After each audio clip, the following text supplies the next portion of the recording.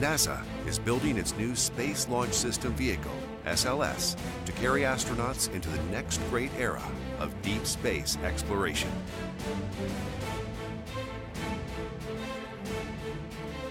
Before SLS launches, however, it has to be tested. Operators will install the SLS core stage on the B-2 test stand at Stennis Space Center, Mississippi. They will fire its 4 RS-25 engines just as during an actual launch, generating 2 million pounds of combined thrust. Preparing the B-2 stand for the test has been a daunting challenge. Upgrades of every major area of stand operations, modifications to electrical, data, mechanical, and propellant piping systems, strengthening of the B-2 derrick crane to lift the core stage onto the stand, repositioning of a 1.2 million pound structural framework that will house the stage,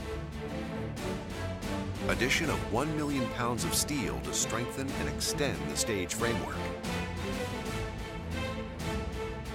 replacement of the industrial water system to increase flow capacity to 335,000 gallons per minute.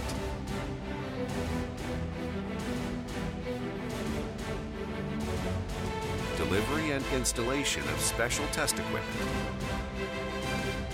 Readiness tests of all necessary capabilities.